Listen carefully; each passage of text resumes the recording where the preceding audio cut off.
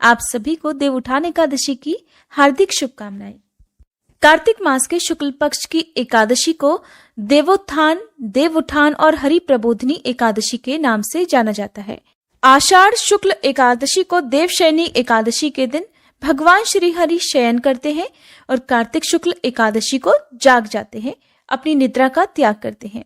इसी कारण इस एकादशी को देव उठान एकादशी कहते हैं। ऐसी मान्यता है कि इसी दिन भगवान विष्णु, जो कि क्षीर सागर में शयन कर रहे थे, इसी दिन उठे थे। भगवान विष्णु के शयन काल के दौरान सभी शुभ कार्य वर्जित होते हैं, जो कि देवउत्थान एकादशी से प्रारंभ हो जाते हैं। लेकिन इस बार अभी तारा डूबा हुआ है, इसलिए जो भी मांगलिक कार्य है वो देवउत्थान एकादशी से प्रारंभ नहीं होंगे। ये एकादशी सभी पापों का नाश करने वाली, पुण्य की वृद्धि करने वाली और मोक्ष प्रदान करने वाली है।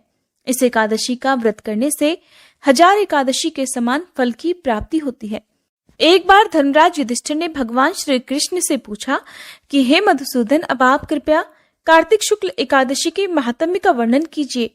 तब भगवान कृष्ण बोले, हे राजन, कार्तिक शुक्ल पक्ष में जो एकादशी आती है उसका जो वर्णन एक समय सृष्टिकर्ता ब्रह्मा जी ने देवर्षि नारद से किया था, वही मैं तुम्हें बतलाता हूँ, ध्यान पूर्वक सुनो। देवर्षि नारद ने कहा था कि पिताजी, जिसमें धर्म कर्म में प्रवृत्ति कराने वाले भगवान विष्णु जागृत होते हैं, उस एकादशी का महात्म्य बतलाइए।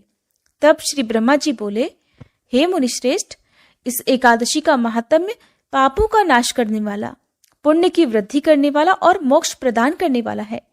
समुद्र से लेकर सरोवर आदि जितने भी तीर्थ हैं, गंगा जी या अन्य पवित्र नदियां जितने भी तीर्थ हैं, वे सभी अपने महात्म्य की तभी तक गर्जना करते हैं जब तक कि कार्तिक मास में भगवान विष्णु के देवोत्थान की एकादशी नहीं आ जाती। इस एकादशी को एक उपवास कर लेने से मनुष्य को 1000 अश्वमेध यज्ञ के समान फल प्राप्त हो जाता है। जो वस्तु दुर्लभ है, जिसकी प्राप्ति असंभव है और त्रिलोकी में बड़ी कठिनाई से मिलती है, ऐसी वस्तु को प्रबोधिनी एकादशी उसे दे देती है। भक्ति पूर्वक उपवास करने पर मनुष्यों को ऐश्वर्य, सुख, संपत्ति, उत्तम बुद्धि, राज्य और समस्त सुख भी प्रदान करती है।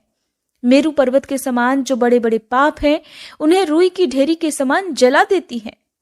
पहले के 1000 जन्मों के पापों का नाश हो जाता है। जो लोग प्रबोधिनी एकादशी का मन में ध्यान करते हैं और जो इसके व्रत का अनुष्ठान करते हैं, उनके पितर नरक के भय से मुक्त होकर भगवान विष्णु के परम धाम में स्थान प्राप्त कर लेते हैं। हे नारद, अश्वमेध यज्ञ से भी जिस फल की प्राप्ति अत्यंत कठिन है, वह प्रबोधिनी एकादशी को रात्रि जागरण कर भजन कीर्तन करने से अनायास ही मिल जाता है। संपूर्ण तीर्थों में स्नान कर स्वर्ण और पृथ्वी दान करने से जो फल प्राप्त होता है, वह श्री हरि का रात्रि जागरण करने से सहज ही मिल जाता है। जिस प्रकार मनुष्यों के लिए मृत्यु सत्य है, उसी प्रकार धन भी क्षणिक है। ऐसा मन में विचार कर एकादशी का व्रत रखना चाहिए। सभी तीर्थ प्रबोधिनी एकादशी करने वाले के घर में विद्यमान रहते हैं। कार्तिक मास की देवउठान एकादशी पुत्र पौत्र आदि भी प्रदान करने वाली है। जो इस एकादशी का उपवास करता है, वह ज्ञानी, योगी, तपस्वी और जितेंद्रीय होकर अंत में भोग और मोक्ष को प्राप्त कर लेता है। नारद जी, प्रबोधिनी एकादशी को स्नान, दान, जप, तप और होम करता है, वह सब अक्षय होता है। जो मनुष्य देवोत्थान एकादशी का उपवास करके भगवान केशव का विधि पूर्वक पूजन करता है, वे जन्म जन्मांतर के पापों से मुक्त हो जाता है। इस व्रत के प्रभाव से मनुष्य श्री हरि के बैकुंठ धाम को जाता है। बचपन, युवावस्था, वृद्धावस्था में किए हुए थोड़े या फिर बहुत से जन्मों में किए हुए पापों को यह एकादशी क्षण भर में ही नष्ट कर देती है। सर्वथा प्रयत्न करके संपूर्ण मनोवांछित फलों को देने वाले देवाधिदेव भगवान जनार्दन की उपासना इस दिन अवश्य करनी चाहिए। यह पवित्र एकादशी धन धान्य को देने वाली और सभी पापों को हरने वाली है। भक्ति पूर्वक इसका व्रत करने से कोई वस्तु दुर्लभ नहीं रह जाती। हे देवर्षि, सूर्य चंद्र ग्रहण में स्नान करने से जो फल मिलता है, उससे 1000 गुना अधिक फल एकादशी के दिन जागरण करने से मिल जाता है। प्रबोधिनी एकादशी के दिन स्नान, दान, जप, तप, हवन, भगवान का पूजन, इनमें से जो कुछ भी किया जाए उससे कई गुना पुण्य की प्राप्ति होती है। कार्तिक की इस एकादशी का उपवास न करने से जन्म भर का किया हुआ पुण्य अधूरा रह जाता है। कार्तिक मास में नियम से विष्णु भगवान का पूजन जो नहीं करता उसके सभी पुण्य वृथा हैं। इसलिए सभी कामनाओं को पूर्ण करने वाले भगवान विष्णु का यत्नपूर्वक पूजन इस दिन करना चाहिए। जो भगवान विष्णु के भजन में तत्पर होकर कार्तिक मास में पराये अन्न का त्याग करता है वह चंद्रायण व्रत का फल प्राप्त कर लेता है। कार्तिक मास में श्री विष्णु जी की कथा को पूरी अथवा उसका आधा अथवा चौथाई श्लोक कहते हैं अथवा सुनते हैं, उनको 100 गौओं के दान का फल प्राप्त हो जाता है। कार्तिक मास में भगवान केशव के सामने हाथ जोड़कर व्रत की कथा अवश्य ही पढ़नी और सुननी चाहिए। हे मुनि श्रेष्ठ, जो कार्तिक मास में कल्याण प्राप्ति के लोभ से श्री हरि की कथा का प्रबंध करता है वह अपनी 100 पीढ़ियों को भी तार देता है। जो मनुष्य नियम पूर्वक कार्तिक मास में भगवान विष्णु की कथा सुनता है वह अपने सैकड़ों कुलों का उद्धार कर देता है। कार्तिक मास में शास्त्राध्ययन के आनंद से समय व्यतीत करता है उसके सभी पाप नष्ट हो जाते हैं। हे नारद, जो मनुष्य कार्तिक मास में अपना सारा समय भगवत गीता वाचन में अथवा श्रवण में बिताता है उनकी पुनरावृत्ति नहीं होती, अर्थात इस भव सागर में बार बार आना नहीं पड़ता। जो भक्त भगवान के समक्ष अपना समय नाच गान में बिताता है वह तीनों लोकों के ऊपर विराजमान हो जाता है।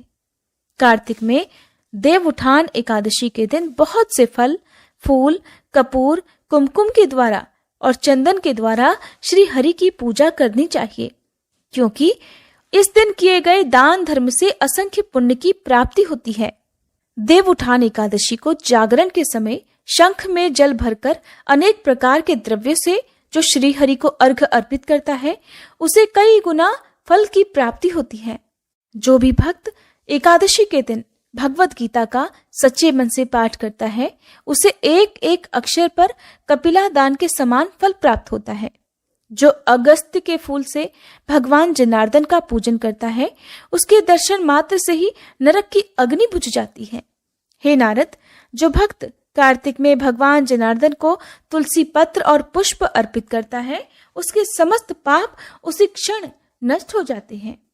हे मुने, जो प्रतिदिन दर्शन, स्पर्श, ध्यान, नाम, कीर्तन, जप, स्तवन, अर्पण, सेवन, नित्य पूजन, नमस्कार के द्वारा तुलसी जी से 9 प्रकार की भक्ति करते हैं वे कोटि सहस्त्र युगों तक पुण्य का प्रसार करते हैं।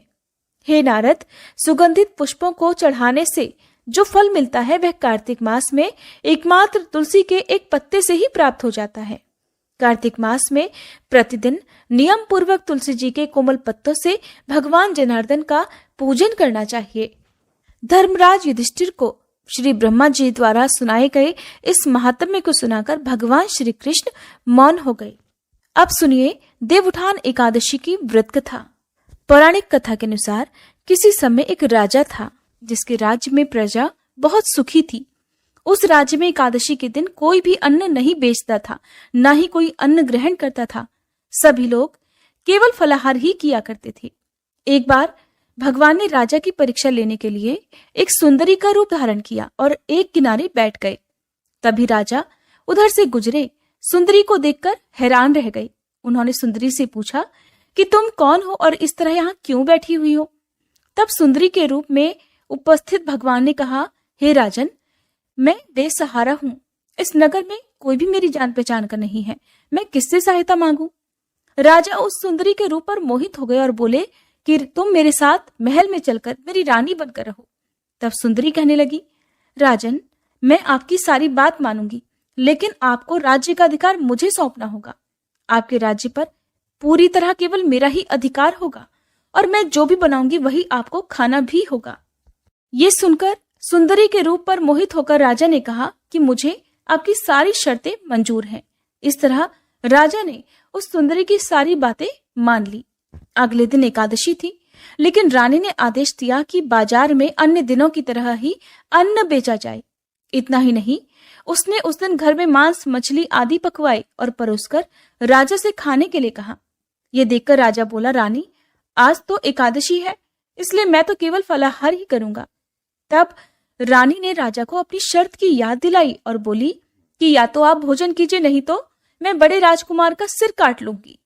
राजा ने अपनी स्थिति बड़ी रानी से कही तो बड़ी रानी बोली, महाराज आप धर्म मत छोड़िए और बड़े राजकुमार का सिर छोटी रानी को दे दीजिए। पुत्र तो हमें फिर मिल जाएगा, पर धर्म नहीं मिलेगा। तभी वहां पर राजकुमार खेलने आ गया और अपनी माँ की आंखों में आंसू देखकर उनसे रोने का कारण पूछने लगा। तब माँ ने सारी बात उसे बता दी। बात सुनकर राजकुमार कहने लगा कि माँ आप परेशान मत होइए, मैं अपना सिर कटाने के लिए तैयार हूँ। इससे कम से कम मेरे पिताजी के धर्म की रक्षा तो जरूर हो सकेगी। अब राजा बड़े दुखी मन से उस सुंदरी के पास गए और राजकुमार का सिर देने को तैयार हो गए। तब सुंदरी के रूप में भगवान विष्णु ने प्रकट होकर उस राजा से कहा कि हे राजन, मैं तो तुम्हारी परीक्षा ले रहा था और आज तुम इस कठिन परीक्षा में पास हो गए। भगवान ने प्रसन्न मन से राजा से वर मांगने को कहा तो राजा ने कहा कि आपका दिया हुआ तो सब कुछ है, हे प्रभु आप बस हमारा उद्धार कीजिए।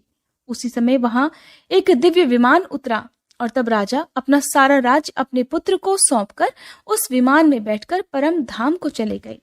ये थी एकादशी व्रत की कथा। अगर आप जानना चाहते हो एकादशी व्रत की तिथि और शुभ मुहूर्त के बारे में